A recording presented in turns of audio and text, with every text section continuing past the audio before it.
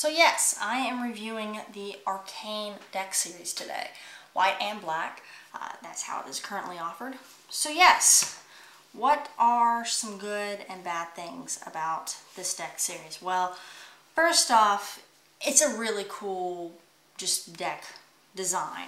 You have the, on the white, that'll be easier for the camera to see, you have these fake runes going on here. And then you have the animal skull down here at the bottom, and you have all these ribbons going around. And then on the back, you have this ancient feeling deck, like it's some kind of secret magic knowledge deck. And then on the top you have Arcane on the deck seal. That's a nice little touch.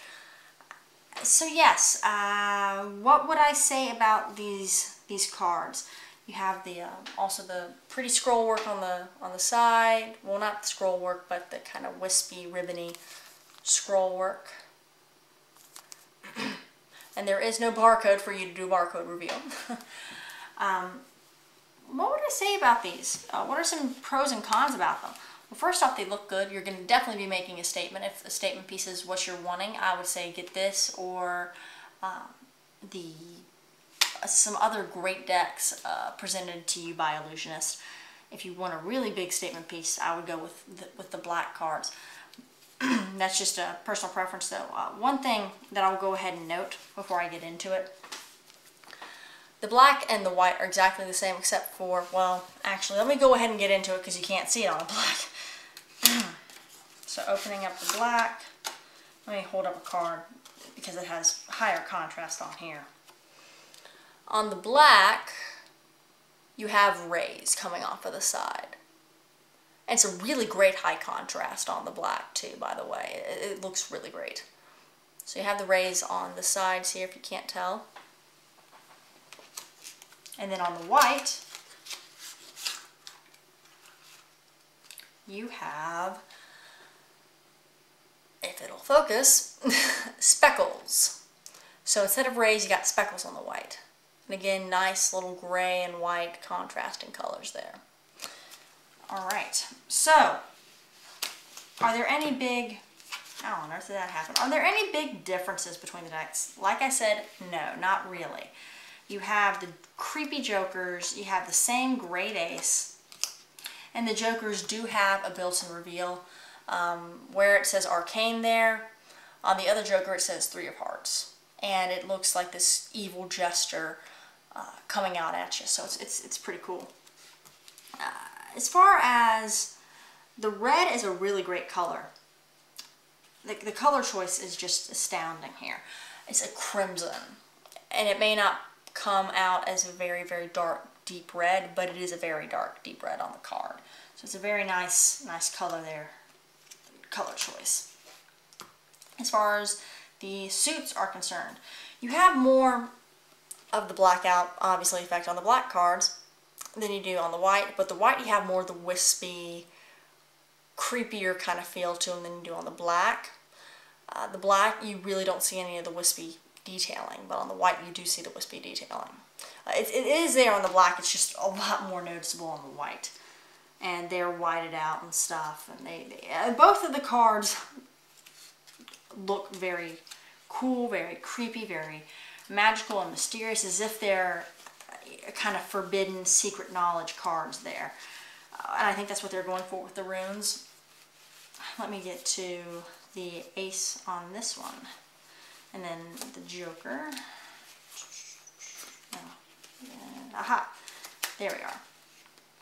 Now I personally like the ace on the black better than I do on the white. Why is this? Because there's a higher contrast, and it really pops on the red than it does on the white. It seems to fade out on the white a little bit more than it does on the black.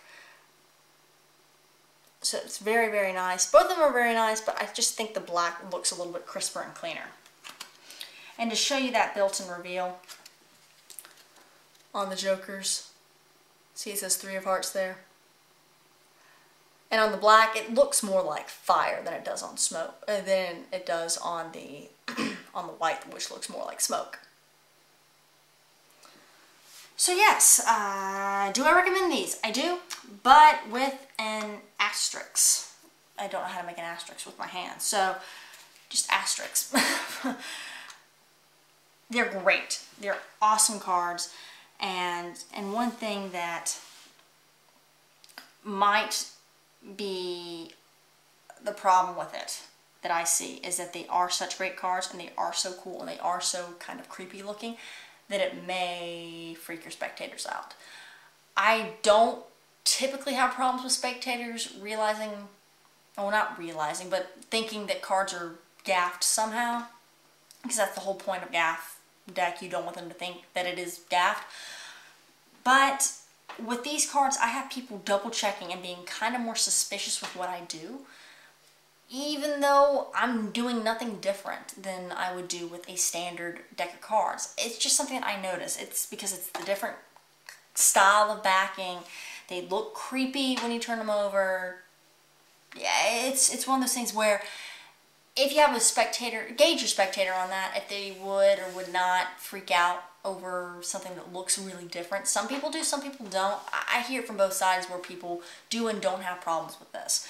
And it all depends, again, on who your spectator is and your showmanship.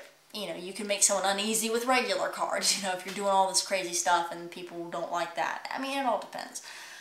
But which one would I recommend for you to get, which color? That's personal preference, and also on where you're going to be performing. If you're going to be performing in a dark lit room, you want to use this instead of this, obviously. Or over a light lit room, you can use either. It doesn't really matter. But they're not black light sensitive, if that's something you were wondering. No, they're not. But I think they make up for it with the really great design, the really great details on the fake runes, or maybe they are real, I just haven't encountered them, you know, with the nice little detailing on the box. And something that I really did not notice until just now is the difference on the aces. There is another difference. And you probably noticed this when I carried it up. This ace here, the black one, oh, come on, focus please. Focus, says Arcane. This one does not have that at the bottom. So that's just a difference, and I just realized that, and you know, there's probably going to be stuff that you notice that I did not notice. But, I mean, the artistic creativity is definitely there, and it's about as artistic as, you know, the other great decks that are out there by Illusionists and the US Playing Card Company, like the Infinity series, the Artifice series, you know, the Black Ghost, which those are all great decks, wonderfully done. These are just completely different, like how the Artifice and the Infinities are. They're very different. These do not have a performance border though, which that makes some tricks maybe harder to do than others. I would like for them to have a performance border because that would definitely improve it, I think. But, you know, some people do and do not like the performance borders. I have mixed feelings about it, but I think this deck would definitely benefit from it.